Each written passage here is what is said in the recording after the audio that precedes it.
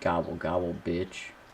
It's November 1st, which basically means this is the first time that I get a full month of uploads, and that's right, you're gonna be getting a few of them.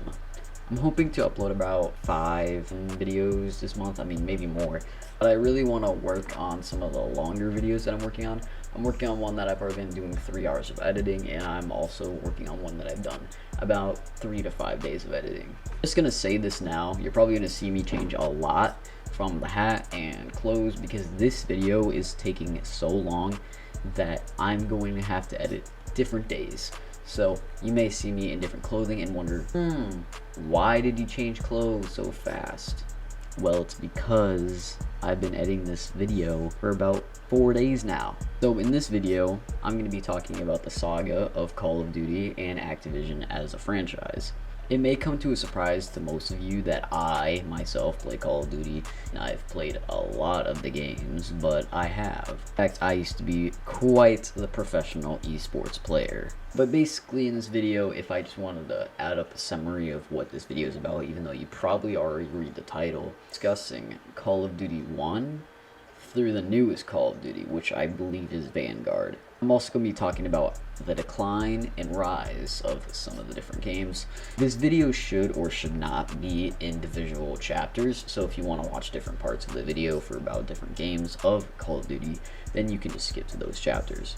I really want to say, as a Call of Duty fan myself, that I have absolutely no hate to the creators or developers of the games. This is just my opinion on how the rise and fall, and also I'm going to be giving some descriptions on what the game is and the campaign stories. But I'm just basically giving my idea of how the game of its rise and possible decline. Not all of the Call of Duty franchise's games have declined. Many have done very well for themselves. So in this video, I'm going to be talking about Call of Duty 1, Call of Duty 2, Call of Duty 3, Call of Duty 4, Call of Duty 5, Call of Duty whatever. Everything throughout 2022, upcoming 2023 new games. I also want to take some time of this part of the video, the beginning of it, to tell you guys that you should definitely check out my Twitter and my Discord server because that is where I post everything and that's the most socializable I can get on any of the social medias that I have. So if you want to see some weird tweets that I tweet on Twitter, go check them out in the description. Also, if you really want to communicate with me personally, I also am always on my Discord server. Just check out the Discord server in the description, discord.gg/Kiwi. Text should be on the screen somewhere here. Also, I'm very sorry about the last video of how much white noise was in that video, and also the beginning video of my first ever video, which was the most cringiest video ever. I'll just say that myself. That video is probably going to be private or unlisted at some point in time, so I might as well save it if I were you.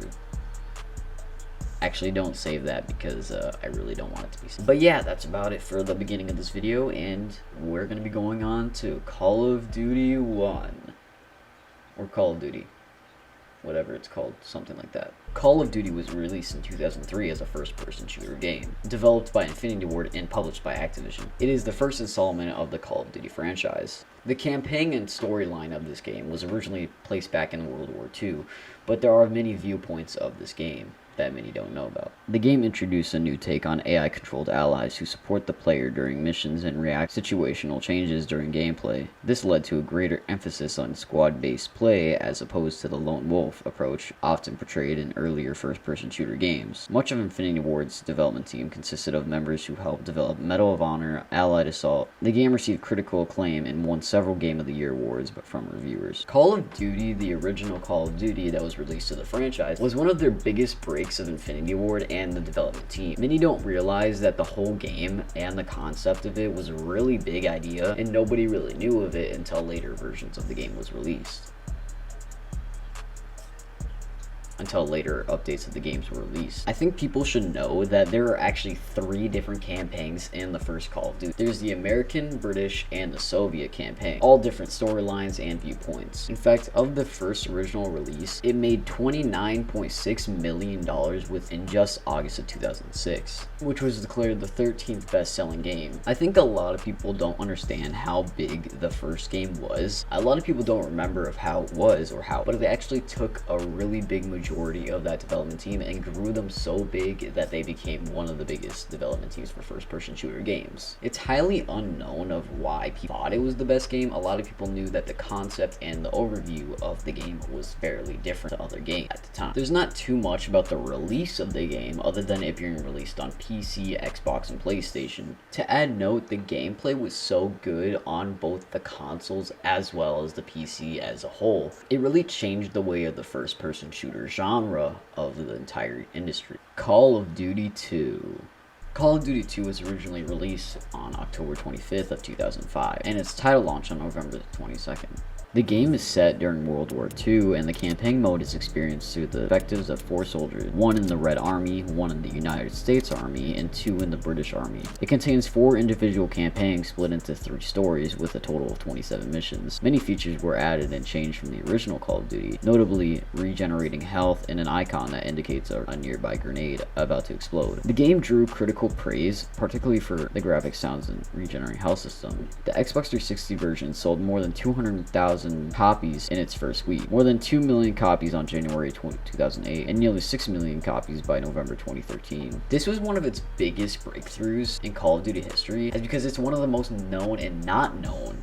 In the Soviet campaign plot, the player controls Private Vasily Kosalov of the 13th Guards Rifle Division, initially involved in the defense of Moscow from the advancing German forces. The next level involves the destruction of German stronghold in Stalingrad. During September 1942, the next objective involves battling for strongholds throughout Stalingrad throughout December 1942, including reconnecting out telephone wires and recapturing the rail yard and train station. The final mission takes place during the final Soviet offensive in Stalingrad, which involves the recapture and defense of the city blocks in Stalingrad City Hall. In the British campaign, the player controls a British soldier, Sergeant John Davis, of the 7th Armored Division in North Africa, led by Captain Price. The first level has a player taking part in the sneak attack on German Afrika Korps troops, ending the destruction of a German supply station. The next level has a player defending a town from overwhelming numbers of Germans, sending counterattacks from north, west, south, and east, finally achieving victory by destroying much of the German tank forces. In the American campaign, as Corporal Bill Taylor of the 2nd Ranger Battle Line, the player starts off by playing a part in D-Day at the assault of Pointe du Hoc to destroy a German artillery battery and hold it against the massive German counteroffensive in the following mission. Soon after, the player captures a nearby town and serves as a sniper against mortar crews until reinforcements arrive. The second objective is to focus on Hill 400, involving the capture of Bergenstein, a disastrous charge at Hills 400's bunkers, and the defensive against the German counterattack, with the player again performing sniper work against German mortar teams, destroying enemy armor and generally holding the hill against a massive counterattack, all the while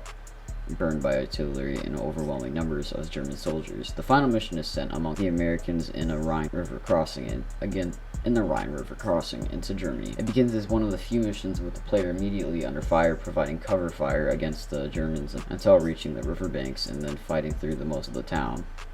The final fight has the player defeat 2 Germans Tiger. The development of Call of Duty 2 was so big. Many people don't understand that Call of Duty 2 was a big commitment to the Infinity Ward franchise and Activision, the publishers. There's not too much to say about Call of Duty 2. However, it was a very good game, and I can't say anything really negative about this game, as I myself enjoyed it. Call of Duty 3.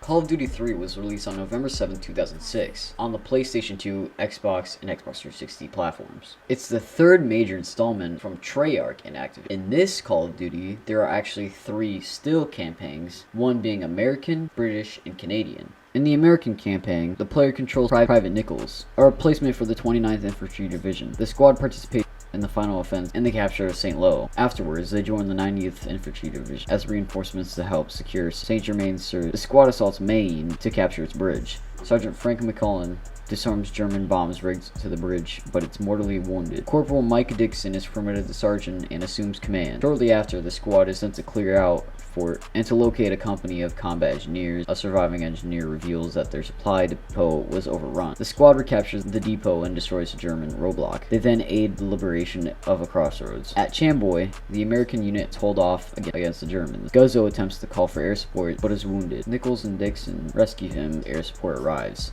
but Dixon is shot and killed. Guzzo takes command and the squad takes and defends the town as American reinforcements force the Germans to surrender. 2 days later, Guzzo is promoted to sergeant and Nichols and Huxley are promoted to corporal, before traveling to liberate Paris. In the British campaign, The player controls Sergeant James Doyle, a member of an SAS regiment, who are sent to France to assist the McQuees parachuting in near Tosi after the Hanley Page Halifax is shot down. Doyle is rescued by Pierre LaRoche, McQuee leader, and regroups with the Corporal Duncan Keith, Major Gerald Ingram, and Resistance member Isabelle Dufont. The group assault a manor house to free captured McQuee member Marceau. The SAS and McQuee launched a raid on the German-held fuel plant and succeed in destroying its fuel and facilities. Doyle, Keith, and Marcel escape, but Ingram's vehicle crashes and he's seemingly killed. The group later receives information that Ingram is alive, being held captive in the nearby village. Doyle and Keith rescue Ingram and several captured McQuee before fending off a German counterattack during which Isabel is killed. In the Canadian campaign, the player controls Private Joseph Cole, led by veteran Lieutenant Jean-Guy Robichaud. Alright, I'm actually not going to read this campaign because for some reason it doesn't show up on any of the information that I found. It showed only a few facts about where it was located, but if you want to really see this, you should probably see the gameplay or play for yourself because I can't find much evidence of this even being a thing. This game was actually Treyarch's biggest break in the Call of Duty saga. It was actually one of the best-selling titles of November 2006. It debuted on number 3 on the UK chart and dropped off the top tier list by November 2007. Now, I'm going to start something new about every different Call of Duty as we progress, because now as we're getting into the newer Call of Duties or most recent, we can start talking about the graphics and how I think about them. And this is going to be my opinion and not, on any websites that people usually find my sources. So if you disagree or agree with them, I can understand that fully. Call of Duty 4 Modern Warfare. Call of Duty 4 Modern Warfare is the 4th installment to the Call of Duty franchise. In fact, they actually released this game on the Nintendo DS, which was such a big hit. It was released in November of 2007 onto the PlayStation 3, Xbox 360, and to the PC. Now, I myself have actually loved this game and have played the campaign and multiplayer many times. So I can give my own experience and my own ideas on this. Now, a lot of people would agree to disagree as this being one of the top 10 or top 3 best Call of Duties ever. I, however, can't really relate to that. However, it was a very good game, but I don't know if I could put it top 3. Now, for this game, I don't really want to go off of overview and summaries of different websites. I kind of want to give my own, and also for the newer Call of Duties, I might also give my own. Every now and then, if I haven't played the game, I will give overviews and summaries. I will be giving off the campaign and the storyline of the game in case people do wonder.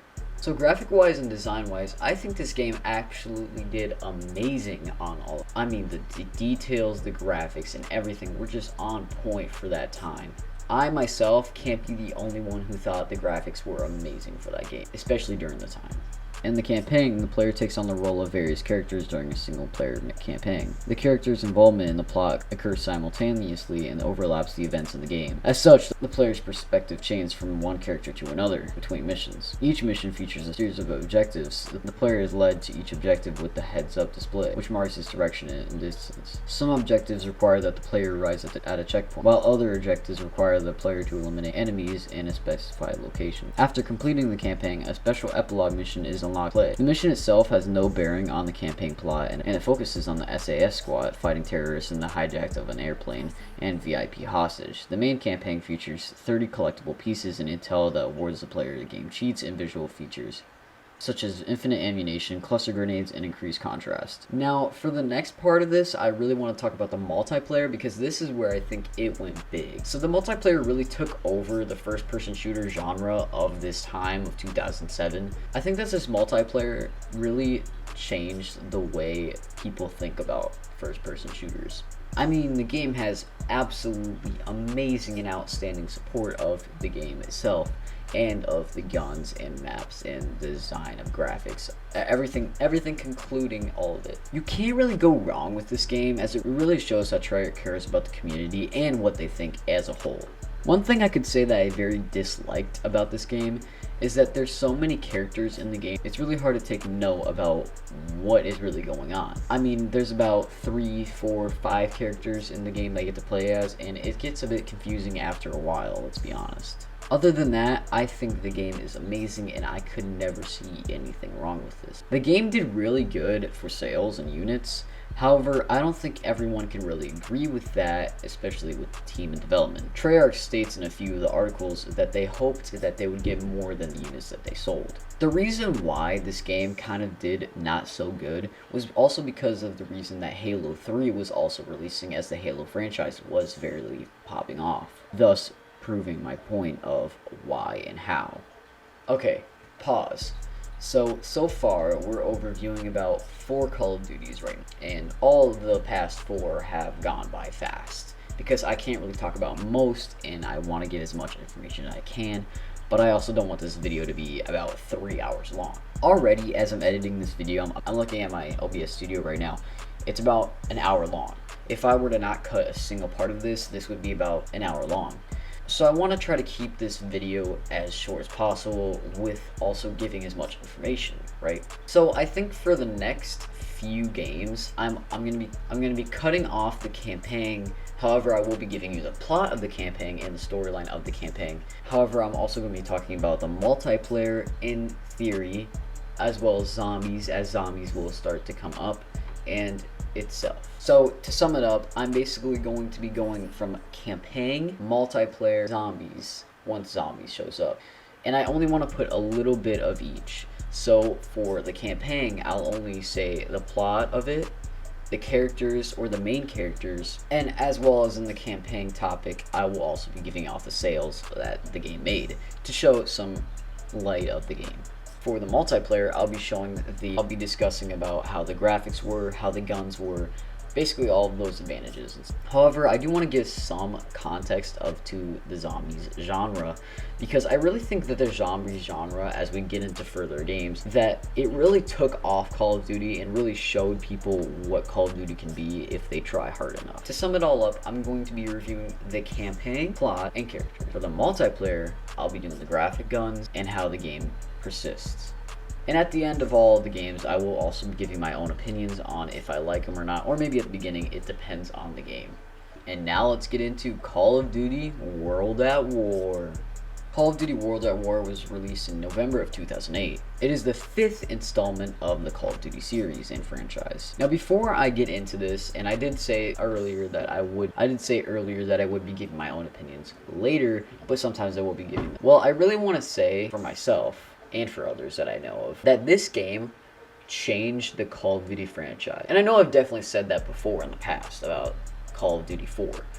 But I really think that this genuinely changed, not just because of the zombies mode that they added, but also because of the storylines, and also because of the multiplayer and the guns, and the entire overview of the game is just insane. You'll see once we get into it. World at War features more mature themes than previous Call of Duty installments, and it's open-ended, giving the player multiple ways to complete objectives, but otherwise generally plays like previous iterations of the franchise. Players fight alongside AI-controlled teammates. They help during the game's missions by providing cover, fire, shooting down enemies, and clearing rooms for entry. The game's return to the World War II era warfare and reintroduce weapons and technology. The player gains access to these over the course of the game, but may only carry up 2 weapons in addition to hand grenades. World at War's multiplayer experience resembles the established in Call of Duty 4 Modern Warfare. All versions of the game use a similar perk and ranking system, and feature 6 multiplayer modes including Team Deathmatch and Capture the Flag.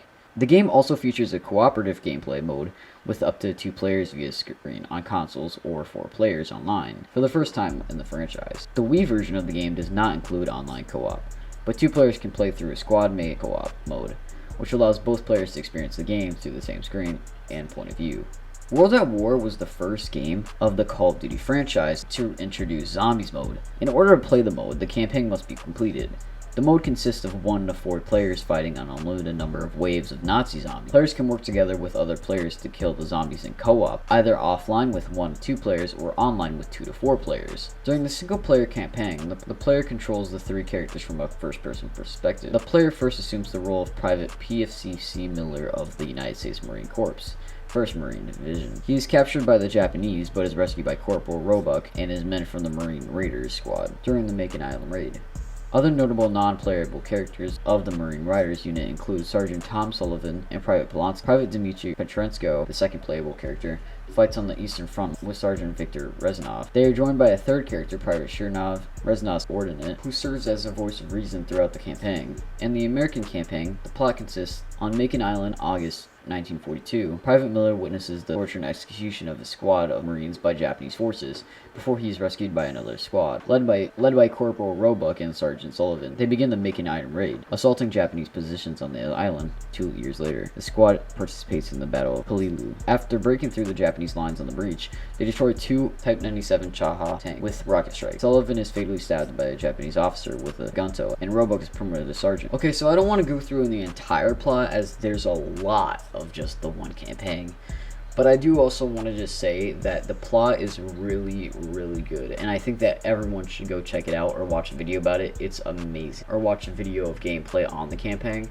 I think it's really great. I just want to say, before I say anything else, that this game definitely changed the Call of Duty franchise. And I know I said that, but this game changed it. Let me explain. In many ways, the Zombies game mode really changed the franchise just by showing up. But in some ways, a lot of people enjoyed the Zombies as just how it consists and how it shows examples of how the game consists and shows examples of how the game can progress. I think the Zombies mode was the best addition to the Call of Duty franchise. And there's a few reasons why. I don't really want to state most of them. But I think the main reason is that it just gives a good playable experience for the players. The Zombies mode really shows that Treyarch and Activision can both work together and get this game out there with good modes that they add by themselves with their own ideas. It's not like they're just stealing ideas off of Doom or something like that, or Halo. There's a lot to say about Call of Duty World at War. I don't want to say too much about it, but I think that everybody should definitely go check it out, or at least gameplay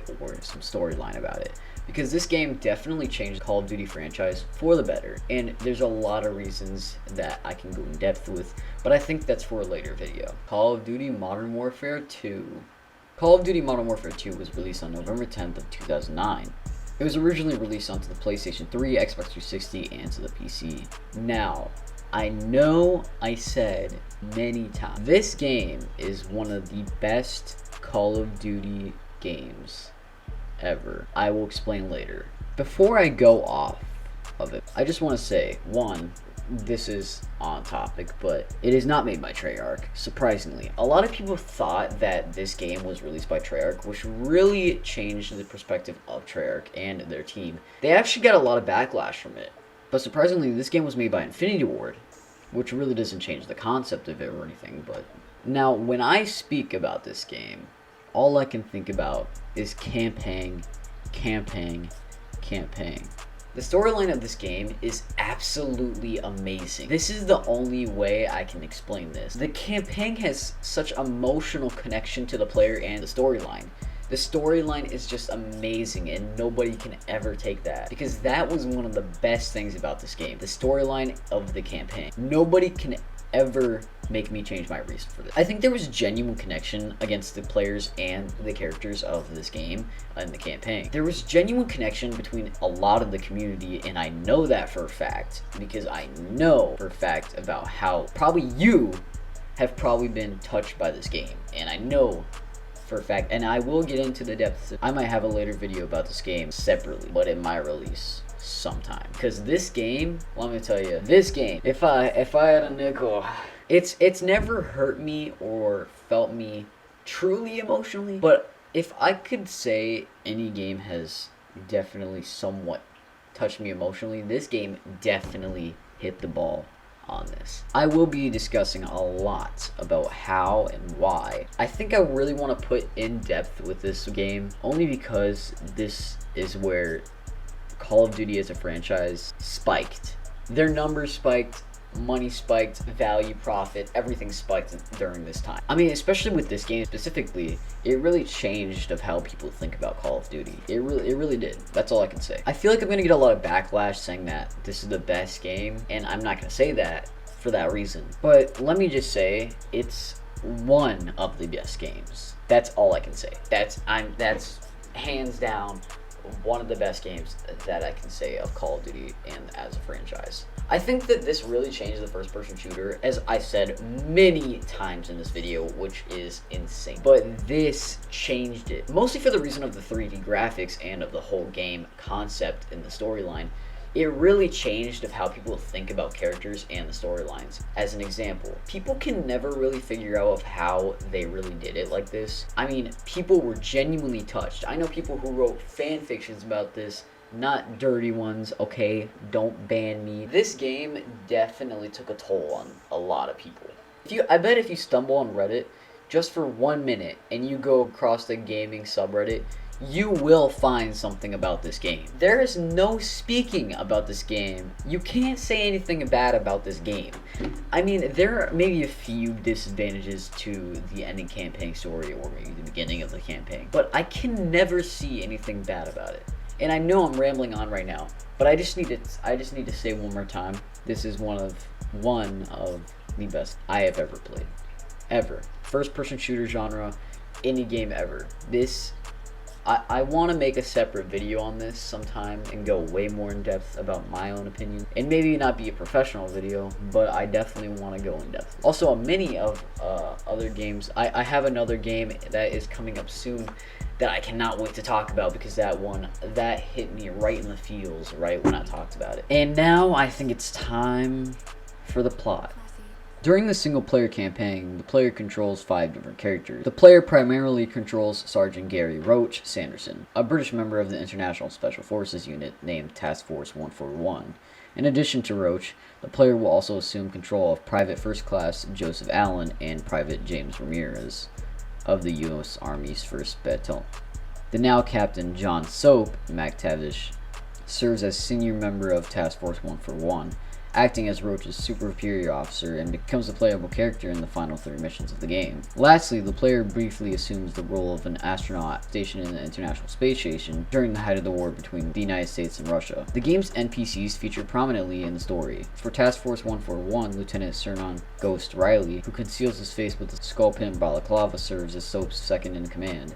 For the United States Army Rangers, Sergeant Foley, along with his subordinate Corporal Dunn, is initially Joseph Allen's squad leader, and becomes James Ramirez's squad leader later in the story. Lieutenant General Shepard is the commander of the United States Army Rangers and Task Force 141. Other supporting characters returning from Call of Duty 4 include Captain John Price, who is imprisoned in Russia, and Russian informant turned mercenary pilot Nikolai. In the story, despite the events of the previous game preventing a nuclear war, the ultra-nationalist ultimately seize control of Russia, and Imran becomes a martyr. Diplomatic relations with the United States plummet as a result, while Vladimir Makarov, an ultra-nationalist extremist and Anzaki's protege, commits to a 5-year campaign of vengeance against the West with acts of terrorism. In 2016, Private First Class Joseph Allen, whose actions in Afghanistan impressed U.S. Army General Shepard, is embedded into Makarov's team, commit a mass shooting at an airport in Moscow, killing multiple Russian civilians. Makarov, aware of Allen's true identity, kills the American, leaving the body at the airport. Meanwhile, Roach is sent with Captain John Soap to secure an ACS module from a downed American satellite that has been retrieved by Russian forces and kept in a hangar in an airbase. After learning of the airport massacre, Soap and Roach, several other members of the multinational Special Forces outfit Task Force 1 are sent to the Rio de Janeiro and succeed in capturing Roach, Makarov's arms dealer. Meanwhile, in retaliation, airport massacre. Meanwhile, Price and Soap are ambushed by Shepard's own private forces battling Makarov's at an aircraft boneyard in Afghanistan, but manage to escape. Makarov reveals Shepard's location. Price and Soap launch a suicide mission to take revenge on Shepard. After a lengthy pursuit, Soap attempts to kill Shepard, but is stabbed in the chest before Shepard can execute Soap. Price intervenes and engages in a fistfight with Shepard, giving Soap enough time to pull the knife from his chest and throw it at Shepard, killing him. Nikolai arrives at the helicopter and evacuates Price and Soap, leading to further events. Modern Warfare 2 just gets to me all the time. If you didn't hear what I just said when I said further events, you'll get to know at the next game. But I really think that people should know that this game takes a toll on so many, and I think I said that already. If you didn't hear what I said about the plot as I was talking very fast, because I do want to get this video over with. I'm already about an hour and 18 minutes into recording, and I already know that this video is at least going to be 15 to 20 minutes long. I really think that people should understand that the game really has some connection. Otherwise than the actual playing of the game, if you were to just watch cutscenes and amongst other kind of cutscene action scenes, you could see that there is definitely a connection between the character and user, between the character and player. I mean, when you think about it, the two main characters that people think of, Soap and Price, is that they really have a connection in some way. And also when you think about Shepard, he has a connection with both the player and Soap. Price is somewhat left out of that. If I'm not really making sense, I'll explain in a different video that I'm hoping to release soon. But I think that people should know that with all the characters aligning, it's such a different topic to think about, because you're talking about character, player, engage. I really want to take one more time to just say, please play this game, at least this game. I know I've said to play every game, but I'm gonna mention it twice. This game and another game that will be coming up soon. And I want you to play both of these two games if you haven't already. If you have played them, then you should understand where I'm coming from on all of this. If not, then play the game and you'll understand. Or watch cutscenes on YouTube, which are definitely the way to go. I don't think there's that much to talk about this game other than campaign. I don't really see a lot on the multiplayer or the special ops, as there's another feature onto there. The only real reason I like this game so much is definitely the storyline of the campaign. That's the only reason I like this game. I don't think I consistently like the multiplayer. However, I do like the maps and the guns that they definitely took into time. But I don't think I can really say I like the multiplayer or special ops if they have it. I might be thinking of Modern Warfare 3, which will be coming up. Wait for that. I don't know much to say about this game other than it's one of the most deep games that I can think of right now of just the first person shooter basis genre. I know I'm rambling on so much about this game, but I cannot explain how much this game meant to me when I was a kid, especially because I was more vulnerable and my emotions were different back then. I think everybody watching this should definitely play that. One, because you will gain an emotional bond if you actually pay attention to the storyline. Don't just play the game for playing the game. I mean, yeah, it's fun to kill people, AI, but play the game for learning about what is going on. And I guess that wraps up Modern Warfare 2. Next, we got Modern Warfare 3. Call of Duty Modern Warfare 3 was released on November of 2011, specifically for the PC, Xbox 360, and PlayStation 3. Now, right off the bat, before I get into anything about Modern Warfare 3, this game is absolute shit. I know I'm gonna definitely get some backlash for saying that, but I can't say anything that I like about this game, if I'm being honest. This game consists of so much hate that I have. Not for the campaign specifically, but for the multiplayer. And I know for the Modern Warfare 2, I did not talk about multiplayer at all. I may have mentioned it once, but I doubt I did. But Modern Warfare 3, bro, they did not try on this multiplayer. I'm just gonna be honest. And I know I'm definitely gonna get backlash for that. And definitely, if I mention it to anybody else, that I'm definitely gonna get hate for it. But the multiplayer sucks. You cannot prove me wrong. I've played hours on this game trying to figure out why I don't like it. I don't know if it's the guns or the maps, or they did not try hard enough on this, and I'm getting frustrated already just thinking about playing that game. I hate the multiplayer so much. It sucks. It is literal garbage. It makes me want to throw up every time I play the multiplayer. However, the campaign is not that bad. It's not that bad. That's all I can say. It's decent. The campaign, I can't say much until I get into the plot and stuff, because I don't want to spoil it right away. I don't think there's much of an emotional connection as there was for the second version of the Modern Warfare series. But I think that it kind of connects with Modern Warfare 2 in some way, because it does have the intertwine of both some characters that are retrieved back. I can't say that anything of the campaign I really like except for the past characters. I don't know what it is about the multiplayer that I hate so much, and that I don't want to talk. I'm not talking about it in this game, in this specific game. I'm not. I'm sorry, but I'm not talking about the multiplayer. All I can say is it's absolute garbage. You can check it out for yourself if you like it. I'm sorry, but that is my opinion, and I'm standing by that opinion because I absolutely hate the multiplayer. That's all I can say. And I know I'm already rambling on, even though this game is...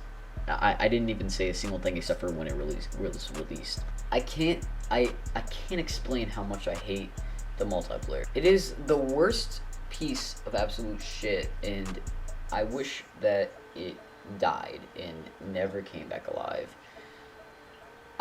Again, however, the campaign is not that bad, which I will be getting into on why it's not bad, but why it is not the best. I think before I get into plot of the campaign, that I should definitely say I cannot talk about multiplayer. I can't. And I'm pretty sure Special Ops is on this, and I'm not talking about Special Ops either. I don't hate Special Ops. I like the concept of it.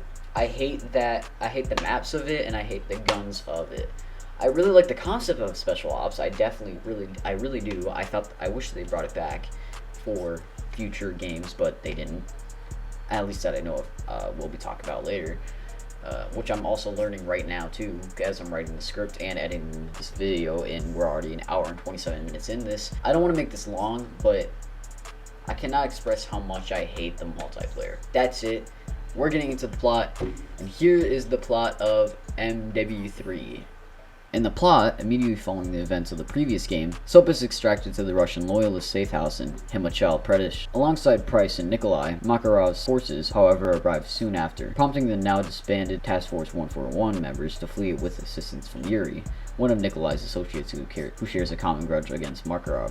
Meanwhile, a four-man Delta Force team, codenamed Metal, assists U.S. forces in defense of New York City, currently under siege by the Russian forces. Metal destroys a radio jammer and reestablishes USAF superiority. They then board an Oscar II class submarine and uses its own missile payload to destroy the Russian Navy in New York Bay, prompting Russia to withdraw its forces from the East Coast. The president of Russia flies to take part in peace talks with the United States in Hamburg. Makarov's forces, however, ambush the plane and kill most of the cabinet, forcing it to crash land. Makarov's demands that the president relinquish Russia's nuclear launch code, threatening his daughter's life if he does not comply. Makarov then orders chemical bombs to be sent to Syria, to several NATO-affiliated capital cities and military bases. The Special Air Service identifies such a shipment inbound to London, but the bomb detonates anyways, despite their best efforts. With their defense force crippled by the attacks, Russian ground forces, now under Makarov's control, launch an invasion on the European continent. Price interrogates Yuri at gunpoint, demanding to know more about his past. On Makarov, Yuri reviews during Zaki's attempted assassination and becoming delusions with the ultra-nationalists. Price learns that the Russians' president's daughter, Alina, is hiding in Berlin. Team Metal rely on intel and work with the German Reacher, but fail to get her before Makarov's forces capture her. Metal track Alina to diamond mine Siberia. Through, Makarov goes into hiding. Price and Yuri track him into a hotel in Dubai by January 2017, overcoming fierce residents. Price and Yuri corner Makarov in a hotel rooftop, though Makarov gains the upper hand. Yuri intervenes but is killed in the process, allowing Price to strangle the distracted Makarov and hanging him in to steel cable as the police approach him to the hotel. A victorious Price smokes a cigar.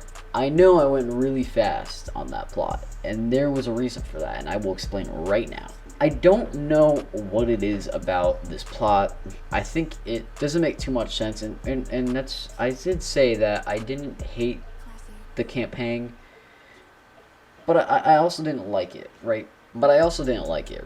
I think that it kind of gets sidetracked a little near the mid-term of the whole campaign. I want to say that it's good, but I get sidetracked halfway through it. I don't know what it is. I don't know if it's the characters or if it was just me. I get sidetracked when I read the script. I have the script pull up right now.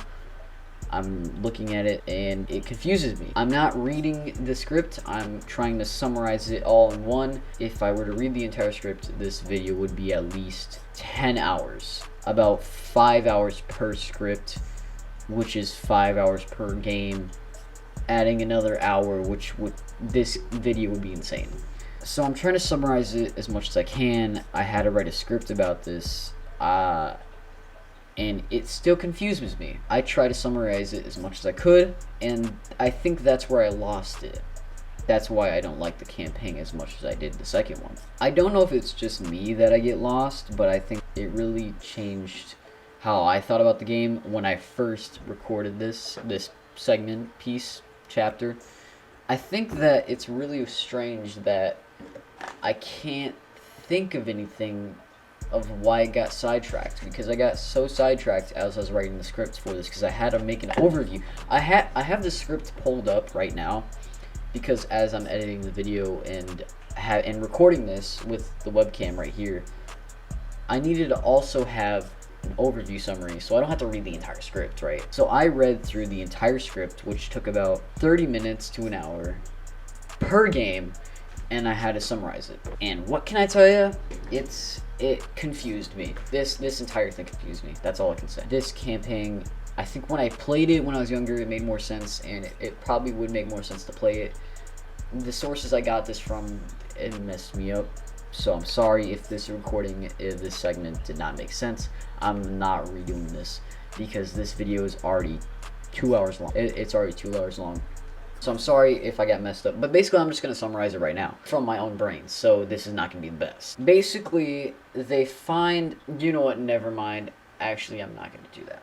So I'm sorry about this part of the game. I got blanked out. I blanked out for this, and the summary is all messed up. Not on my end, on the game's end, and also just the storyline. I guess when I was younger, I thought this was way better.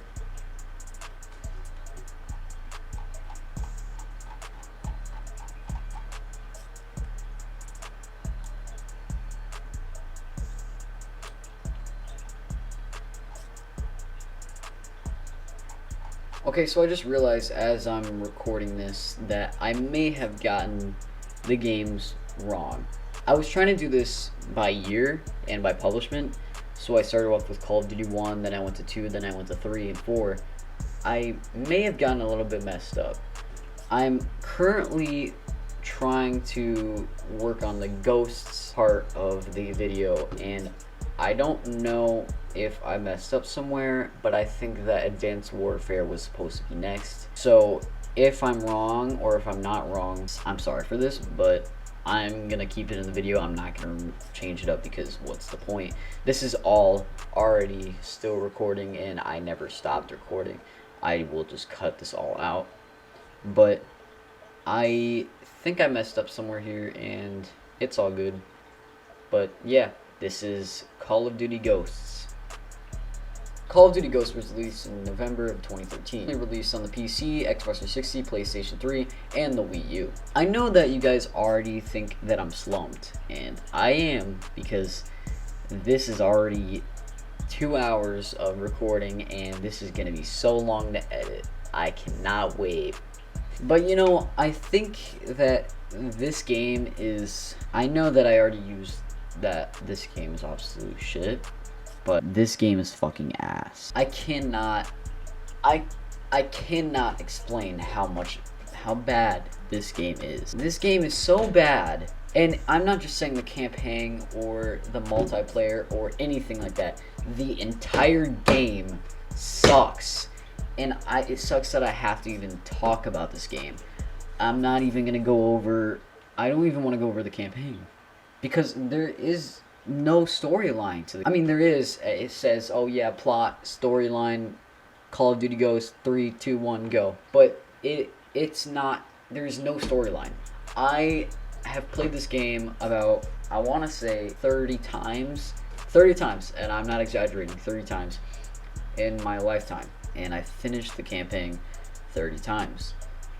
And not once did I ever understand the full storyline. I understood the characters, and I understood what they were doing during each and every mission and objective, but I never understood what exactly was going on, what their goal was. It got sidetracked so much, worse than MW3, and that's saying a lot, because just earlier I was going off about how bad the summary was and how bad I had to read the script, and I have the script open here right now, and it's worse than NW3. It's saying so much. It's so bad. It's so bad. That's I I don't even want to do this game. I don't even want to do this one. I want to skip it. But if it's not a saga, if I don't do all of them, and that's where I messed up. I should never have put Saga. I should have just said Call of Duty 1, Call of Duty 3, and Call of Duty 2, etc. But I can't say I liked anything about this game. I can't say one thing that I liked about this game. Okay, so I just sat here for about 5 minutes trying to think about what I liked about this game. And the only thing I could think about was Snoop Dogg being in it. Yeah, that's all I could think about was Snoop Dogg being in it with the voice pack. I can't think about anything else than Snoop Dogg being in this being the best thing. Which, by the way, he should definitely be coming back to this. But this game sucks. This game sucks. And I can't say anything else about this. It sucks. And I am only going to be reading a short bit of this because I can't with this game. And I'm getting this over with. Okay, so this is the plot and somewhat of a summary of the game. I'm not going over everything about this. This game sucks. Okay. Here we go. Call of Duty Ghosts is set in a near future that follows the nuclear destruction of the Middle East. The oil-producing nations of South America form the Federation of the Americas in response to ensuring global economic crisis and into a global superpower, swiftly invading and conquering the Central America, the Caribbean, and Mexico. The game's main protagonists are the Ghosts, a force of US Special Operations personnel trained to conduct clandestine missions behind enemy lines. The unit is led by a retired U.S. Army Captain Elias Walker. He is joined by his sons Logan and David Hash and David Walker, along with a trained German Shepherd named Riley, Captain Thomas A. Merrick, and Gunnery Sergeant Keegan. In 2017, U.S. Army officer Elias Walker tells his teenage sons Hash and Logan the legend of how the Ghosts, an elite coalition of the U.S. Special Operations Unit, first appeared. Meanwhile, in space, the Federation of the Americas hijacked the Orbital Defense Initiative, an orbital superweapon that consists of a network of satellites that utilize kinetic bombardment. The Federation uses it to destroy several cities in the southern western United States. U.S. Air Force astronauts Baker and Mosley sacrifice themselves to self-destruct the space station to prevent ODIN from launching other payloads further inland. The Walker family narrowly escapes the destruction of San Diego. Okay, so what I just read is basically the beginning of the game. It's talking about how, and I don't want to talk about this game for so long, but I'm just going to give it a summary by myself with no script. So it's basically talking about how the game starts as him as a kid, the main character, the character you're playing. And then it's just saying that they basically get into a war and they live in San Diego. That's about it. That's all I captured from there. I mean, there's nothing really important other than him being a kid, his father telling him about the Ghosts, an elite something, and him being in a war in San Diego. That's all I know. You know what? I'm not even gonna read anymore about this game. I want to give as much information as I can, but I am so slumped about this game, and I can't do any more about this game. I can't. So I'm just gonna, yep, we're done with Ghosts. You know what? He basically just fights a war with an enemy, terrorist people. You know what? We're done with Ghosts, and if you want to learn more, I will never be making a separate video about Ghosts unless it's the downfall or absolute decline or the worst game in Call of Duty history. Okay, that's it. Okay, peace. Okay, next we're going on to Advanced Warfare. Okay, so I just said that the next game is Advanced Warfare, and that is not the next game after Ghosts. But you know what? I'm gonna do it anyway. Here's Call of Duty Advanced Warfare. Call of Duty Advanced Warfare was released on November of 2014. It was the first and only game to be released by Sledgehammer, which, man, that was a disaster. You know what? This game, I can't Call of Duty is going on a decline as you go up games. I mean, I didn't go in order. I definitely messed up the order, and I'm not editing it to fix it, but they're definitely going on a decline in most of these games. And I can say once we get into further games that they're definitely going on a decline. I can already say that. I mean, I don't want to mention any other names, even though you guys probably all know the names of all Call of Duties, but I don't want to say anything, but they get worse. Somewhat. Some of them don't, but most of them get worse. This game, there's a few things about it. You know, what I can say is that in the past games, most of them relied on the past wars or past events, other than Ghosts. They relied on the past wars and events, other than Ghosts. Advanced Warfare, it's futuristic, and how much I thought when this first released it was going to be good. When I bought it, and already from the cover, I should have known. When I put it into my Xbox 360 in 2014, I threw it away. I'm not lying. I threw it away. I scratched it up purposely, and I said, you know what, this game sucks. I'm done with it. Why did they do this? And yeah, that was my year-old self. That was my young self saying that. I don't know what it was specifically because I can't remember from the top of my head, but I hated it. I hated it so much. I haven't played it since. That was the only time I played it. I played it once. I opened it, put it into my Xbox 360, played. I hopped on multiplayer, or maybe you had to do campaign. No, I don't think there was a campaign. I played multiplayer, and I hated it. I jumped into one game. I saw some people. I talked to them. I was like, "What's up?" Hopped in the game, and I said, "Wow, this sucks," and I left right away. I didn't even get it. I didn't even get myself to even try or see any advantages or disadvantages, except for the one disadvantage that I found. The game sucks, and I said this about 3 times now, about 3 different games: Modern Warfare 3, Ghosts, and this. And I think this is gonna be the last game that I'm gonna say it sucks, because this actually sucks. When you rely on past events and wars, and they hop into futuristic, it doesn't really make sense. And I'm definitely gonna say this again because what's coming up, Black Ops 3 later on, it's not good. Maybe if it was just like one map, oh yeah, this is a futuristic map, here you guys go. No, the whole game is based on futurism, and I do not like it for that reason. I can remember vividly guns that I really liked. I think there was some AK-47 gun that was pretty cool, pretty good. I like some of the camos that I'm looking at right now. The camos were pretty good. They were decent. I think what I really hated about it was just the way you played it. The futurism and futuristic look. That was never Call of Duty's summary and overview about their whole first-person shooter genre game series.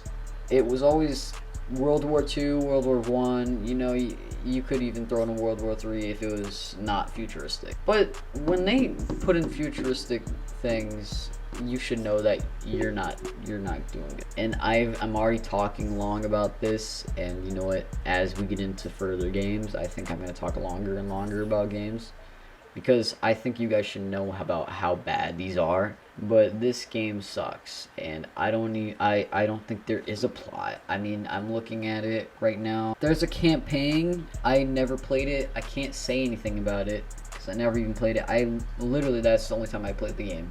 I popped it in, and then I immediately took it out and threw it away. There's an Exo Zombies 2, which I seen some videos about it, and it sucks. I've seen some of the campaign.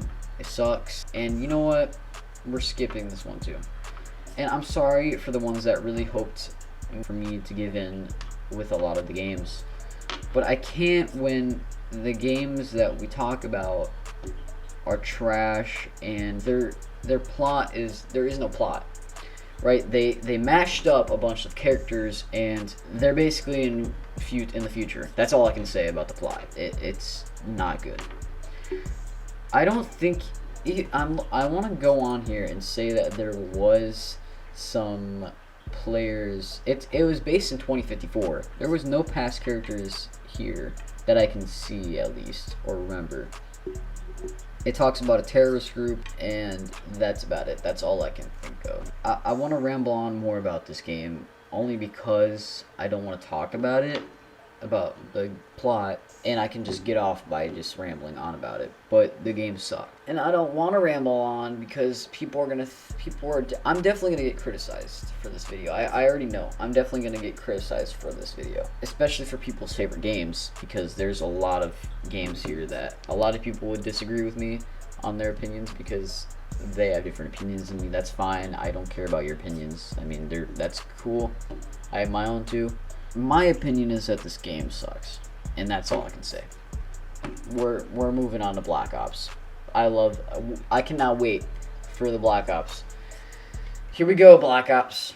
Call of Duty Black Ops was released in November 2010, primarily on the PC, PlayStation, Xbox 360, and the Wii. I think this is, as we get into further, I was gonna say that the games get worse, but since I got off of topic in the last one for Advanced Warfare, and I never talked about a plot, and there was a reason for that, and I told you guys why. This game, though, in Black Ops 2, I'm going in depth, and I mean in depth. I'm going to be talking about the plot and my vision. I have a summary in case I need it, but I'm going to try and talk. I'm not going to be putting anything on the screen. I think it's just going to be me and you talking, or me talking to you. I think I might put a few clips every now and then, but I think I really want to talk personally about this game, because this game really changed me and really changed my vision about the Call of Duty franchise. I think that the thing about the Black Ops trilogy, well, I don't think it's really a trilogy anymore, but the thing about the Black Ops series, and I'm going to be calling it a series even though it's not really a series, the thing about it is that everything connects.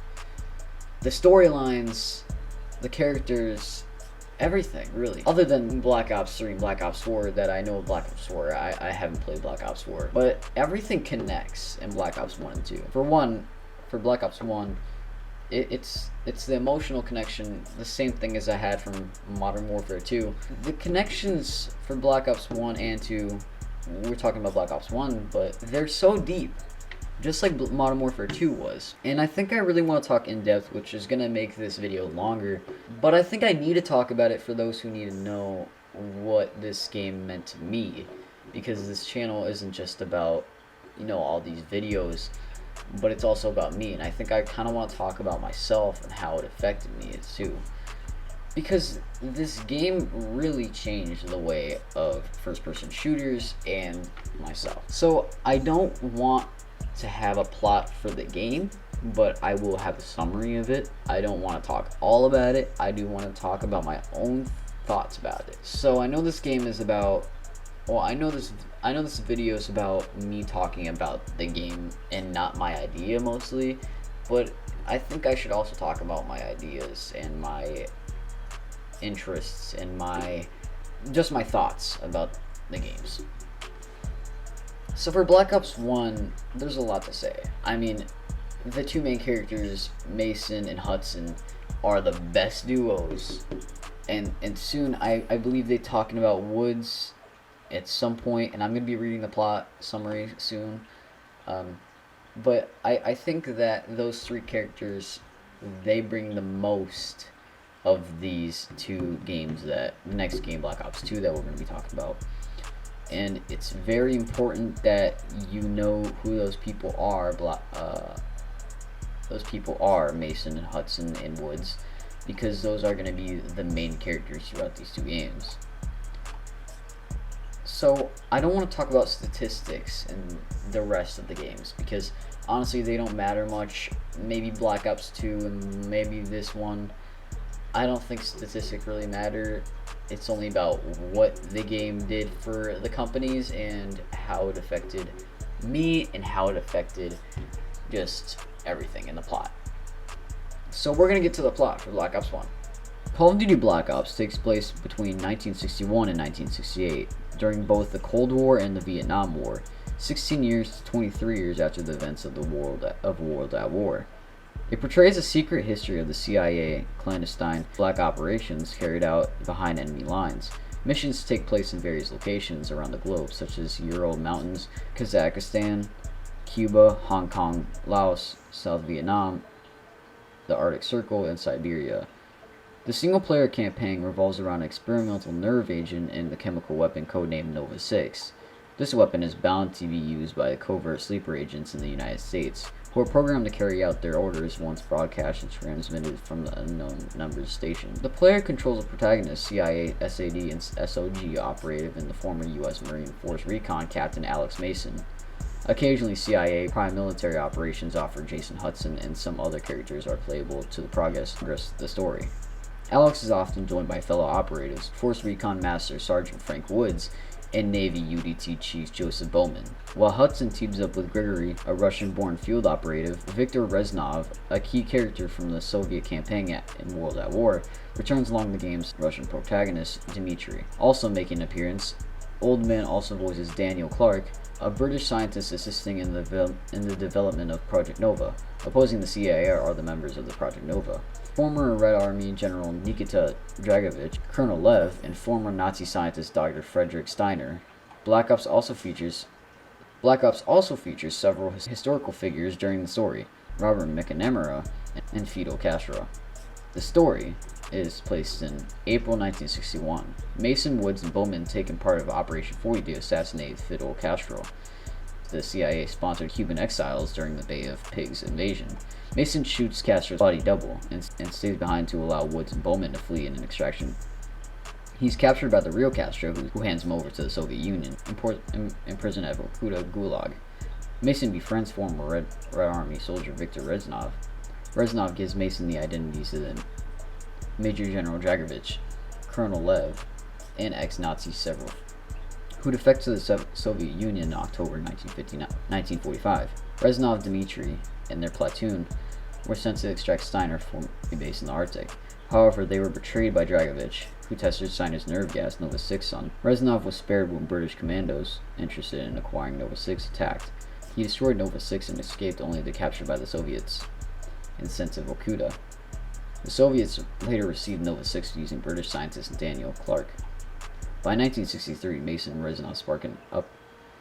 Reznov stays behind to facilitate Mason's escape. In November, President John F. Kennedy authorizes the mission to assassinate Dragovich, Mason, Woods, Bowman, and CIA Weaver, CIA agent Baikonur, to disrupt the Soviet space program and eliminate members of the Ascension, a Soviet program giving sanctuary to Nazi scientists. The team destroys the Soyuz spacecraft, while Dragovich is seemingly killed in the car explosion. In January 1968, Mason's team is sent to Vietnam as part of an MAACV SOG after defending North Vietnamese assault. They recover a dossier, a Russian detector, being held by the North Vietnamese army in Hue City. During the Tet Offensive, the defector is revealed to be Reznov. After they penetrate Laos and to recover the Nova 6 shipment from a downed Soviet plane. They are captured by Viet Cong and Spetsnaz at the crash site. Bowman is executed, but Woods and Mason escape, hijacking a Mi-24 Hind and crippling the Ho Chi Minh Trail before rescuing Reznov base. They confront but he primes grenades strapped to his body, forcing Woods to push both himself and Lev out the window. Mason presumes the two dead. Hudson and Weaver interrogate Clark in the Kowloon City. Clark reveals the mountain. Dragovich has sleeper cells placed within each U.S. state capital, which when ordered by a broadcast out of the numbers from a station, will release Nova 6 in response. The U.S., now at DEFCON 2, is preparing preemptive nuclear strike on the Soviet Union. Hudson reveals that Mason was brainwashed by Dragovich at Vorkuta to serve as a Soviet sleeper agent and assassinate Kennedy. Reznov died during the breakout, and the Soviet defector has been killed. Mason's visions and Reznov are a result of dissociative identity disorder caused by the brainwashing. Prior to his death, Reznov reprogrammed Mason to assassinate Dragovich, Lev, and Steiner.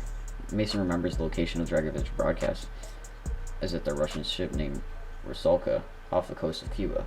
An assault of the Rusalka begins with the United States Navy called in to destroy it. Mason and Hudson confront Dragovich in the underwater submarine base protecting the ship. and with Mason drowning Dragovich, he escapes with Hudson and then joins Weaver in the Navy. Footage of President Kennedy before his assassination on November 12, 1963 is shown, revealing Mason was among onlookers who watched him arrive at the Love Field, suggesting Mason may have carried out his initial programming.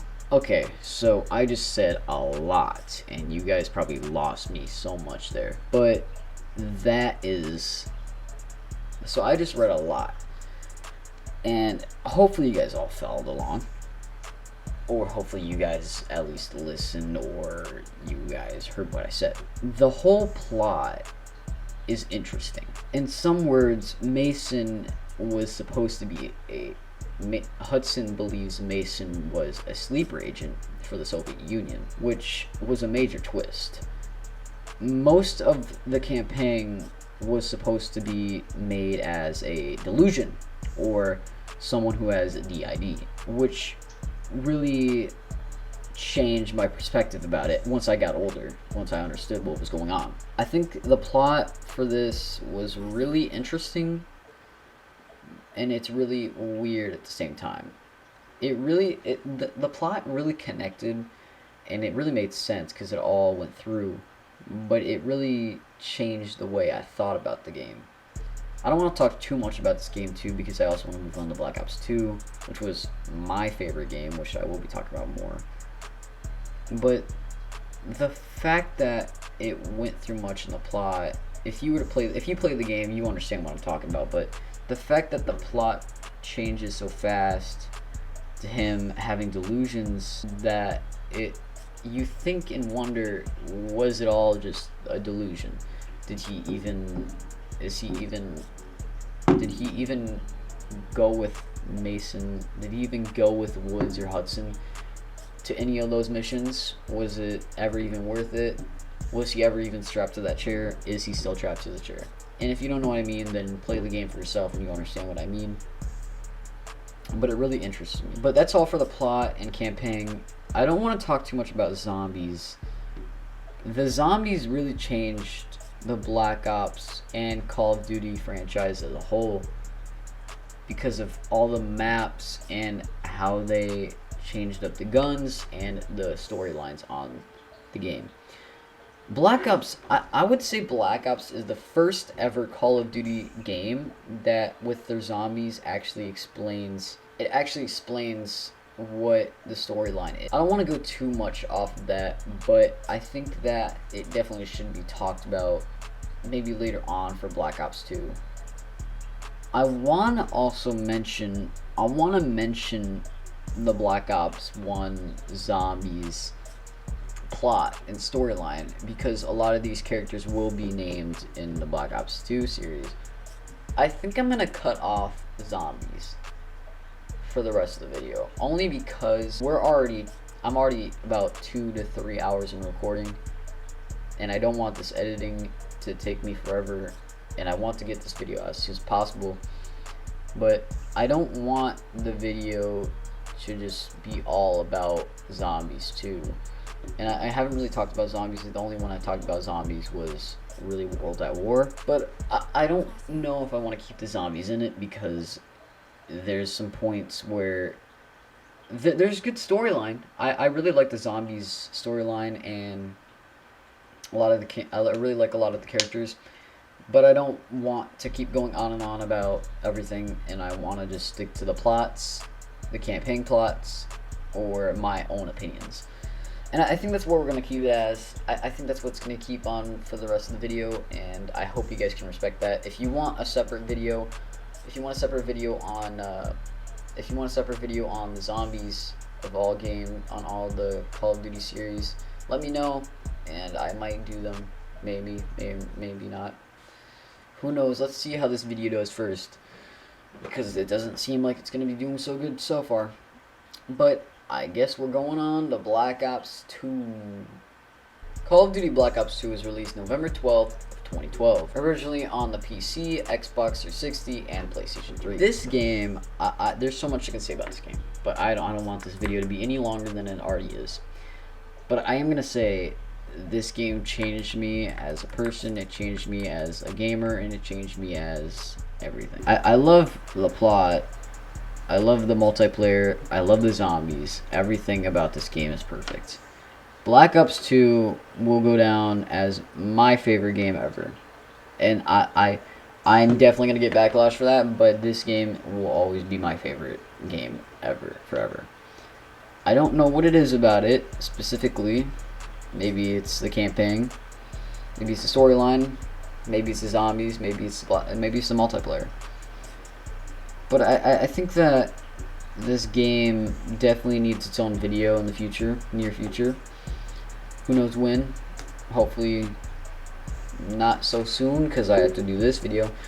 But I really like this game, and I think that I don't really want to do a plot for this game, only because there's too much to talk about.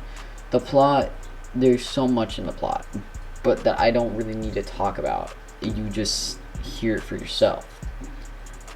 The thing about Black Ops 2 is that it really changed a lot of people's ideas on first-person shooters. Not everyone knows why or how, but I think that it definitely needs to be known to others that you should definitely play this game if you like first-person shooters. If you haven't already, then I don't know who you are. You're living under a rock. But this game is it's an amazing game. That's all I can say. I don't even want to talk about this game only because of how great it is. But I think I want to make a separate video on this game. I'm tired of avoiding a lot of these games because I have avoided a few of the games so far, like Advanced Warfare, Ghost, and well, I haven't really moved away from Ghosts, but Advanced Warfare. I want to make a separate video on this game. Maybe soon, maybe not soon, but this game definitely deserves a separate video by itself. There's so much to talk about this video, there's so much to talk about this game that it needs its own video, and that's all I can say. It needs its own video.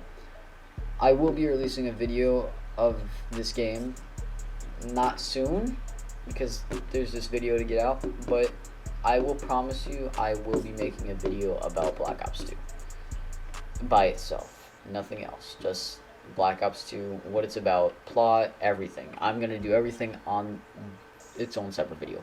Zombies, I'm going to be doing the plot. That video will be at least 30 minutes long because I want to talk so much about that game. I can't say anything for this video about that game, but please play it. Watch a video about it, anything. It's the best Black Ops game, and it's the best Call of Duty ever. Many people would argue it's either between Black Ops 2 or Modern Warfare 2. It's between one of these, and I can obviously say it's Black Ops 2. I think what Black Ops 2 lacks, if anything, it might be a little bit near the beginning of the campaign. I get a little bit lost. Not specifically on the characters, not specifically on the storyline. I think it's mainly on how it persists and where it takes place. When you first load up into the campaign, you are loaded into somewhere in Africa, I believe, and you're fighting for an MPLA, and it doesn't make sense to me whenever I played it because the game persists of multiple characters. You're playing as about 3 or 4, I believe, and I don't understand the whole concept of the beginning of the game because we're supposed to be talking about Mason, the main character of the game, which is from Black Ops 1, if you guys remember. And I think for that reason this game should have its own video, but also because there's so much to talk about this game. I don't want to put this all in one video because this game, I could talk about this game for an hour, and I don't want this video to be too long, which it already is, but I think that we should wait for this. We should wait on this. So I will have a separate video on this game. We're going to skip to Black Ops 3, and hopefully you guys can all respect that. And then after that, we'll be going to Black Ops 4. and that will be the end of the Black Ops saga, or Black Ops collection. So now we're going on to Black Ops 3. Black Ops 3 was released on November of 2015, primarily on the PlayStation 4, Xbox One, and the PC. I think there's a few things to talk about Black Ops 3. Not that it was bad, but I think that the same things from Advanced Warfare about the futuristic thing. I don't think it was the worst thing for Black Ops 3 because I liked the campaign somewhat. Didn't play too much of it. I only played about halfway through it, but I did kind of like somewhat of the futuristic. I know I said earlier that Call of Duty should only maintain in past events and wars, but I kind of liked it for this game. I don't know what it was. Maybe it was the zombies. Maybe it was the campaign. I don't know for say about the multiplayer because I didn't really enjoy the multiplayer too much. I really enjoyed the zombies for this game. That's what I can say. I really enjoyed the zombies for this game. And the thing is, I want to talk about the plot, but not too much. Because when I played this, I played it on the Xbox 360 because it did allow Xbox 360, even though that wasn't where it's primarily released. But I never got to play the campaign as much until I was at a friend's house, which was, I played about 3 missions. And I don't want to give something that I don't know my own opinion on. But I also don't want to make my own video about this game specifically because I'm already working on one for Black Ops 2. And I don't think this needs its own video because Black Ops 3, there's not much to say about it other than it's a futuristic game. It's kind of like Advanced Warfare, but it's at least a tiny bit better. I can't say that this game is the best or it's the worst because honestly, this game, it's confusing. Not in a bad way per se, neither not in a good way. But I think that a lot of people would get mad if I were to say this game was bad. It's a bit of an understatement if I say it's good too. So I don't know what to say on my own opinion about this. All I can really do is give people's opinions from other people, but that's not what this is about. It's about what the game is and continue on to the next game, which is Black Ops 4. I don't really want to talk about this game, but I think it needs to be talked about only for the sake of the video. So I think I'm going to talk about a little bit of the characters or where and when it takes place. I think that's all I'm going to talk about for Black Ops 3 only because it's so it's not the worst game, but it's not the best game. It's a mid-tier game, let's just say that. Let's overall. So I'll be talking about the characters and when and where this will take place. So here is the plot and setting for Black Ops 3. Black Ops 3 takes place in 2065, 40 years after the events of Black Ops 2, in a world facing upheaval from conflicts, climate change, and new technologies. A third Cold War is ongoing between global alliances known as the Winslow Accord and the Common Defense Pact. In the response to the drone assaults caused by the Nicaraguan narco-terrorist Raul Menendez on June 19, 2025, several countries around the world have developed direct energy air defense systems that render conventional air forces virtually useless. Most of the warfare between countries is done by covert fighting behind enemy lines. Military technology has progressed into the point where robotics play a major role in combat. Both fully robotic humanoid drones and cyborg super soldiers have been developed to fight in the battlefield. There is speculation and fear about the eventual robot takeover. The main characters for this Black Ops 3 campaign are people who work for the Winslow Accord: Jacob Hendricks, John Taylor, Sebastian Diaz, Sarah Hall, Peter Moretti, Rachel Kane, and Sebastian Kruger. So I just listed off when and where it was taking place, a little bit of a summary, and the characters. I don't remember much about this game when I was playing it at my friend's house for a few missions. It confused me, that's all I know. Not in a bad way, not in a good way. Again, this game is so mid-tier, I cannot explain it. It's not bad, neither is it good. It's alright. You know, it's not something that you would play every day, but I think it's something that I could definitely enjoy for zombies.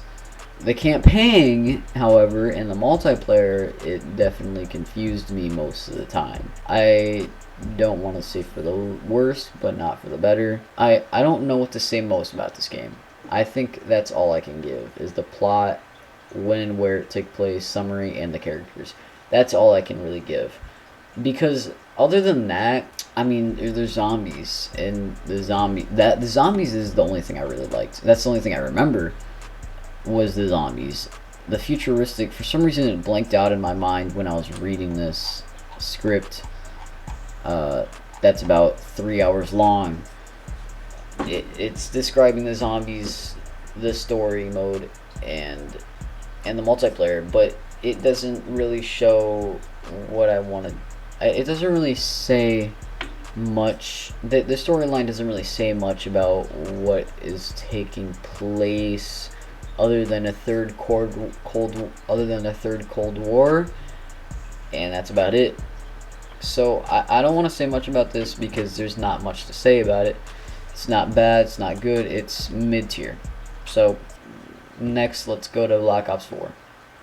Black Ops 4 was released on October of 2018, primarily on Xbox One, PlayStation 4, and the PC. I never played Black Ops 4. I'm just going to say that right now. I have not played this, so I can't give my own opinion on it. I can give you the plot. I can give you a little bit of the multiplayer maybe, and that's it. And some of the characters. I wish I could give some info for myself. I can't say it's good or bad. I can't say it's mid-tier. I can't say anything because I have not played it for myself. So it sucks that I can't give my own idea and my own opinion on it. But you know what? That's life. Maybe sometime I will play it and I'll try to get around it. But I don't think Black Ops 4 is even relevant anymore. And it doesn't seem like it would be good. I don't think this doesn't look good at all. The more I look at this, it doesn't really look so good. It looks about the same as Black Ops 3. I think I remember playing zombies. I believe there was a Titanic map that I played, and that's all I can remember. That's all I can remember is a Titanic map and something. That's all I can remember. It can't be that bad, because I remember it having a lot of characters. It also having a battle royale. I can remember my friend talking to me about it, which surprised me. Because, well, it was also in 2018 when Fortnite Battle Royale was blowing up, but it surprised me a little bit. And I didn't think that Call of Duty would go so far, while we are going to be going into the whole Warzone thing will be coming up soon as we get closer and closer. But I don't really know what to talk about for this game because I don't have my own opinions. I'm just reading from a script and I don't really want to do that. I'm looking at sources right now and I don't want to do this if I don't have my own opinion on it and I haven't even seen a video on it. And all I can remember is my friend talking to me about this. I think what I'm going to do for this game is I'm going to do something else about this. So I'll see you in about a day because I am slumped. So I'll see you tomorrow.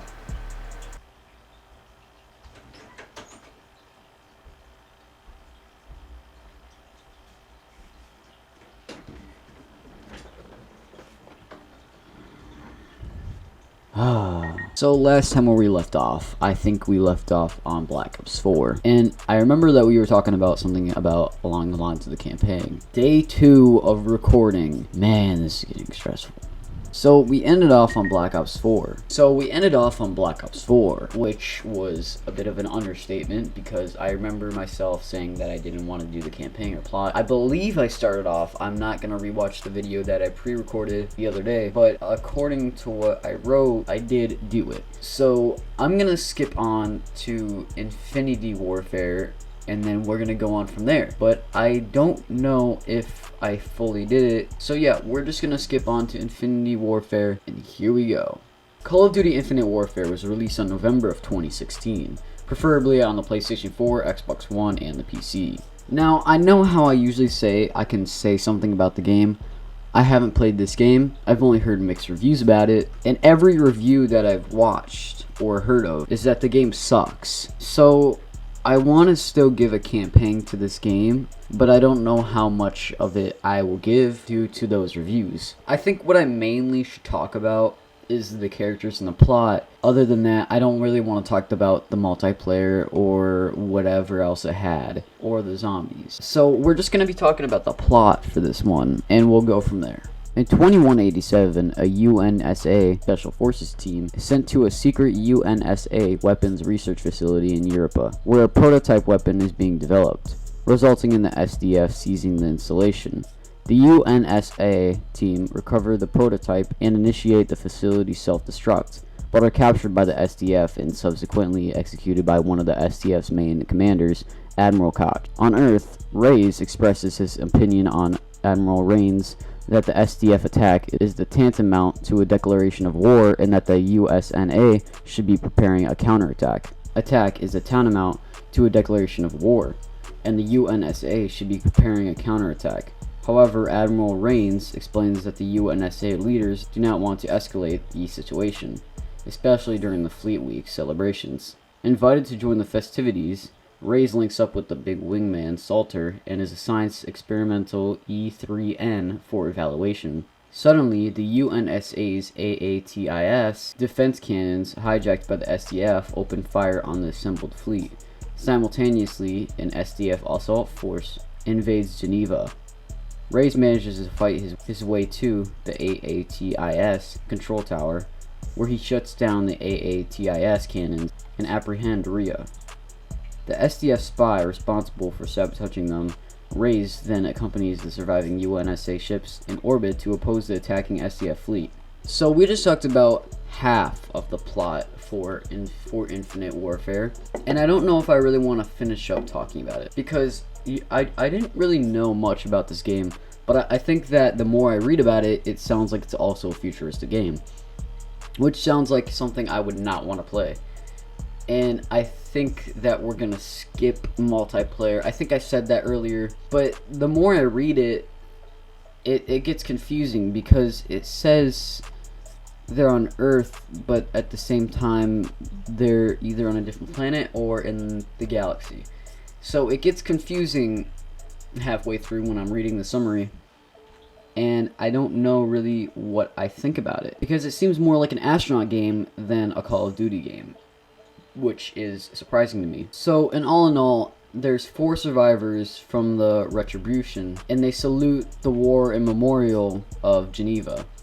So that is what the main plot is that I'm reading for the summary. And all in all, I don't like it. I'm watching a video, or I just finished watching a video on it, and I don't like it. There's not much to say about it in my opinion, because I wanted to give my own opinion, and I really can't, since I haven't really played the game. So it kind of sucks that I can't give my own opinion on this, but it looks like it sucks. That's all I can say. The plot is a bit confusing. The campaign seems to have no changes in any of these subsequent accidents, but this campaign does not seem like it makes sense to me. And for that reason, we are moving on to Call of Duty World War II.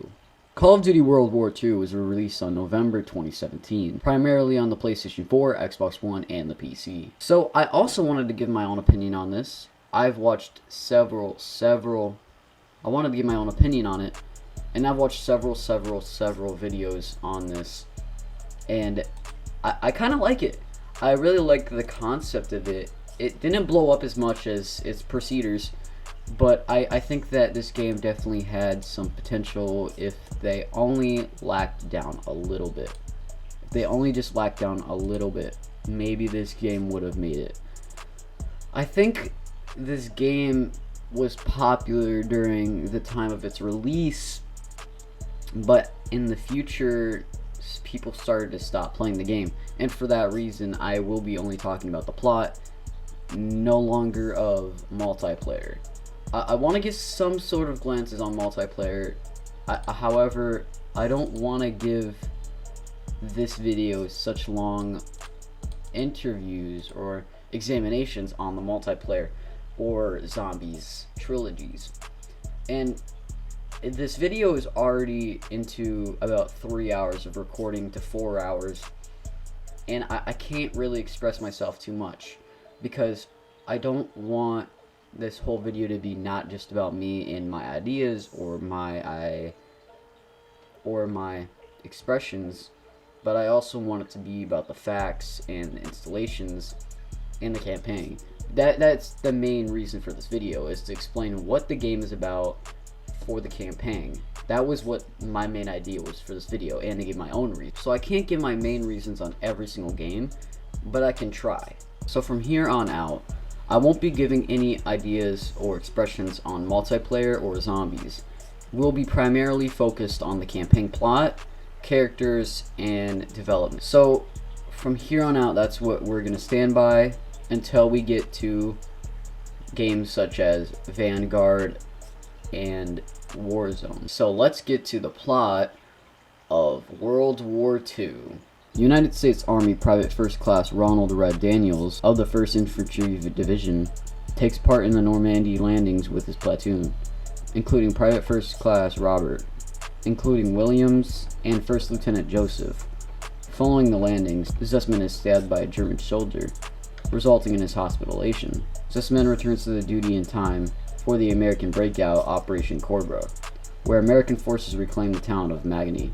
Special Operations Executive Officers Major Arthur Crook and Vivian Harris to intercept a German armored train carrying V-2 rockets. Daniel and Zussman derail the train before being escorted back to the squad by French resistance leader Cornell.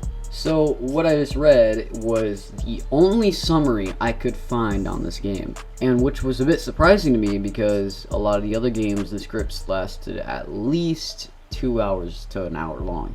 This only had about 10 minutes worth to 30 minutes worth of summaries, which really sucks because I can't say anything about it. I can't say this game sucks. I can't say it's good. I can't say it's, awful. I can't say anything. So where I'm gonna leave off on this game is that the game is very confusing. That's all I can say. I can't say anything about my own opinion on it because I haven't played it, but all I can say is that it's confusing. And by the way, I'm very sorry for the mic. I've been adjusting the settings as I'm editing the video, and it might get louder, might get quieter, so you might hear it go loud and quiet. Just wanted to mention that. So now we are going to be moving on to Call of Duty Warzone. Call of Duty Warzone was released on March of 2020, primarily on the PC, PlayStation 4, and Xbox One. Now I can actually give my own opinion on this because I have played this and I still play it to this day. So I can give my own ideas on this. However, I do want to also add, while I have this time before I get into any plots of the Battle Royale, that they also released a new title called Warzone 2.0. However, we're not going to be talking about that. And for this reason is because it's an attachment to Warzone, which Warzone is not its own series, which makes sense for me not to add Warzone 2.0, as Warzone 2.0 is basically a different update or version of this game. So I hope that it makes sense that I'm not doing Warzone 2.0, but I also hope that people don't hate me for this, because Warzone 2.0 doesn't really make sense for me to do, especially because it was only released on the PlayStation 5 and Xbox One X and S. So I hope it just makes sense to you that why I'm not going to be covering Warzone 2.0. However, after Warzone, we're going to be moving on to Vanguard. So anyways, let's get in to the Battle Royale plot of the multiplayer. Alright guys, as I was editing this, I realized that there's actually a Black Ops Cold War, and I don't add it in this video. So later on throughout the video, I may or may not add Cold War, and I really hope I do because I absolutely skipped it. And I would also like to add, while I'm editing this video right now, I'm not going to be adding the new Modern Warfare or the new Modern Warfare 2 onto this video. For those reasons is because it's fairly new, and because I never really got to get around to it. I also was going to put a separate video, not in this video, but in a separate video about Modern Warfare and Modern Warfare 2, the new releases. So I hope that makes sense, or you understand that I'm not going to be doing it for that reason, because they're going to be having their own video. So I hope that makes sense, and yeah, let's get in to this storyline. Warzone's stories intertwine with the seasonal narratives of Modern Warfare and Black Ops Cold War. Verdansk is used as a common setting across various multiplayer maps in Modern Warfare, while Rebirth Island is inspired by the locations and stories of Black Ops games. Caldera and Fortune's Keep completes Vanguard's seasonal story. Okay, so as I just said that, this is the only story about this game. There is no storyline, there is no basis, there is no summary to this game. So what I can give is my own opinions. So this is going to be a lot of rambling, but this is going to be what I think about the game, graphics, guns, the map, and everything of that sort. So we're just gonna start right here. I think that this game really set a good place for Call of Duty. However, I think it set a bad place for the bad time, because the time of its release, Fortnite Battle Royale and PUBG was already blowing up. So they already had some competitors, which really sucked because not many got around to play this game, as many were playing either Fortnite or PUBG. So I can't say it was the best game. However, for myself, I can say this is a good game. I think that there was a lot of things wrong with it when it was originally released. However, I think they have updated the game fairly well, and that this game can definitely live on as a battle royale. However, I think that creators and developers of this game should have just made its own separate title. Because let's be honest, Call of Duty never fit the Battle Royale theme. It was more of a first-person shooter, campaign, multiplayer, and zombies kind of game. I never thought of Call of Duty being a Battle Royale game. I was like, oh yeah, Call of Duty, this Battle Royale game is the best Battle Royale game ever. I never thought of it that way. So I think that the developers should have made a separate game title for this game. However, I will just say myself, I enjoyed the game. And still do. So that's where I'm going to leave off. Now I'm going to be talking about the map. I think the map was really good. I don't know if they're still updating it because I don't play it every day, but the original map that I remember when it was first released, that it was really good. I really liked how it had a good ease of where you could go. I really liked the weapons and the melees that they added to this game. I can't say much about how the game is played. However, I do know that you're supposed to go out of the storm, aka toxic gas. I repeat, as the storm due to the Fortnite Battle Royale series. I can't say that I fairly enjoyed this game. That's all I can really give on my opinion. I don't know what I think of it now, but I think that this game could have definitely done more. However, they're still updating the game, so who knows what's to come. So now, we're going to be going on to Call of Duty Vanguard, which typically this is where we would end, but I do have another video coming out about Call of Duty Cold War, Call of Duty Modern Warfare, and Call of Duty Modern Warfare 2, the new releases. Stick around. But here, we're finishing up with the last game of this video, Call of Duty Vanguard. Call of Duty Vanguard was released on November of 2021. It was primarily released on the PlayStation 4, PlayStation 5, Xbox One, Xbox X and Series S, and the PC. So I can't say my own opinion on this game, which really sucks as it is the last game we are going to be talking about in this video, which finally, it's so long. This video is so long, and I cannot wait to upload it and start working on it. But the thing is, this is the last game of the video. It's not the last game of the Call of Duty series, which makes a lot of disappointment, but that is going, all those games I did not talk about will be going in its own separate video for that reason. So that's why I didn't talk about, for example, the new Call of Duty Modern Warfares and the Call of Duty Cold War. Those are all going in its own separate video later on in the future. I can't give my own opinion, which really sucks as this is the last game. However, I can give what other people say, or I can just give off the plot. I think we're just going to give off the plot and the synopsis of this game, only because I don't want to make this video any longer than it already has to be. So, here we go, Call of Duty Vanguard plot and synopsis. Vanguard's single-player campaign takes place in 1945, near the end of the World War II's European theater, with various flashbacks ranging from 1941 and 1944. The story of Vanguard is told throughout the various points in time in a non-chronological order. The flashbacks portray various major battles, such as the Battle of Stalingrad and Midway, through the eyes of the main protagonists. The game portrays the rise of Special Forces, which is the first task to uncover a secret of a Nazi project and thwart it.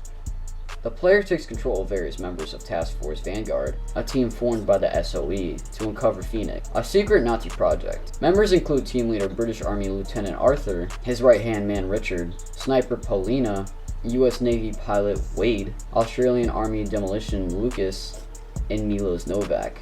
Supporting characters appear in flashbacks including British Army Corporal Thomas, Paulina's brother Misha, Aviation Machinist Mate, Aviation Mateo, Private Desmond, and Robert. Opposing Task Force Vanguard is Project Phoenix, a secret Nazi project held by Herman, aiming to take the party underground.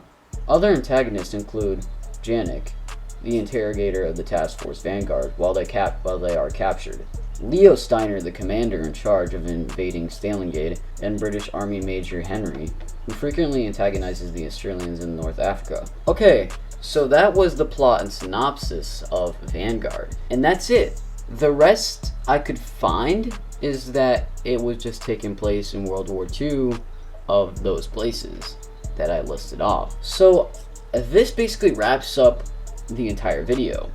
However, we're still talking about Vanguard, and for that reason, we still have to talk about what will be happening. So Vanguard is a bit interesting. It brings back some playable characters in the zombies in the multiplayer, which I really like, such as you can play Raul Menendez from Black Ops 2 and Black Ops 4. I think that this game was a bit interesting to me, only because I really like how they took back some of the protagonists from earlier games. I wish I could say more about this game, however, I really can't, because of the reason I have not played this game. So I can't say anything more other than what I have already said, but I do want to say that I think this game is interesting and people should play it and try it out. I myself will be playing it after this video, and I cannot wait to try it out because it does seem pretty fun and pretty nice from the plots and for the multiplayer. I think something that should be known about this game is that it's another World War II game, which is alright, but I think that Call of Duty should do other past games. Sometime in the near future, I really want to see Call of Duty doing an old western kind of game. Not like Red Dead Redemption or something of that matter, but I think something of the Wild West, like some sort of war from the Wild West. So that wraps up Vanguard, and that wraps up the video. I really want to thank everybody for staying along for this video. This video is going to take forever to edit, and it took forever to record. So if you could, please leave a like and subscribe. This video is going to take forever to edit, and I already know that. And I just want to thank everybody for staying around. And I really hope you give your own opinions on these games in the comments for others to know who are new to the Call of Duty series. And also give your opinion on this video. I know that this video is going to take a while to release. As I'm recording, it is currently Wednesday, November 2nd. Which I originally started this video on October 31st. So this means that this video has taken almost 3 to 4 days, which will take longer for editing. So please drop any comment, drop a like, try to get this in the algorithm, and try to make it recommended. Because this video, it means a lot to me because I really love the Call of Duty franchise. And I know that I kind of steered off as we got into further games. And for that reason, I really hate myself for doing that, but also most of the games that I'm talking about will be later mentioned in its own separate video. And for that reason, I mostly cut off most of the games. So I think I should mention that as I have this time to wrap up the video, that you guys should definitely go check out every single one of these games. Even if I said they suck, you should try them for yourself. Give your own opinion on them in the comments, what you thought about my opinion was, and just give your own opinion to other people who want to get into the Call of Duty series. The Call of Duty franchise is the most interesting franchise I have ever covered. Not on YouTube, but in general. I've done many research on many companies and brands and businesses, and this game generally takes its place of the most interesting in my heart and brain. This franchise is so strange to me from how the community can partake in each and every game, However, it also gets a bit strange as you get into further games of how Call of Duty is kind of getting a little bit slackish onto these games, and I really hate it for that reason.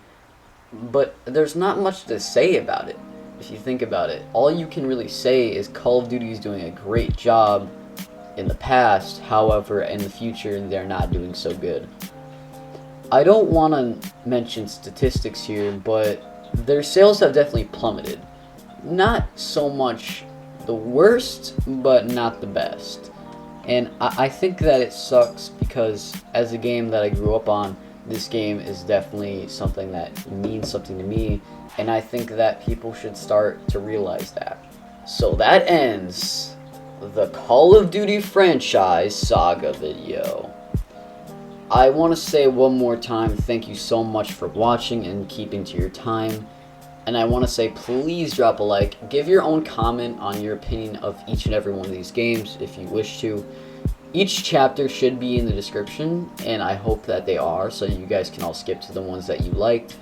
And I just want to thank everybody who's been giving good comments. There have been a few negative comments, not on YouTube per se, but on Twitter and in real life as well. Which really sucks because it sucks that people want to leave negative comments. If you're going to be negative, at least give some positivity in it. When I get a negative comment about my YouTube channel, it sucks because I hoped that those people would at least respect me for having the courage. It took me 10 years to start my YouTube channel and actually make my first video. And as far as I've gotten so far, I love doing this. How much it takes for editing and recording does not matter because I love doing it. I never plan on getting big. I never plan on really growing at all. I want to maintain whatever I can maintain. However, my goals for YouTube are not big, they're not small, they're midterm. And it really sucks that people want to bring it down because I've had major anxiety on my first video. And after 10 years, my 5-year-old self finally released its first video. And the negative comments sucks because they're not at least giving some positivity. So if you're going to leave a negative comment, at least leave some positivity and at least try to help. Don't help in the worst of ways, don't help in the best of ways, but at least give some information on why you think this video or my channel is negative. Be honest, but don't be crucially honest. Be positively honest and give positive vibes even if it's a negative comment. I know I might be rambling on a little bit, but I want to make an FAQ sometime about why and when I started YouTube originally. Because I originally started YouTube back in 2010 when I made my first video ever, which is still on YouTube to this day. However, it's not a video of me, it's a video of me playing GTA 5 or GTA 4, I believe. And it's still around, and this is not going to be cut. I don't think I'm going to cut this out. If I do, then I cut it out. But I just wanted to give some light onto that. But yeah, let's cut off this video, and I just want to say thank you again one more time. I would also like to mention my Twitter and my Discord, both in the description. That is one of the best ways to communicate with me. Anyways, thanks for watching. Goodbye.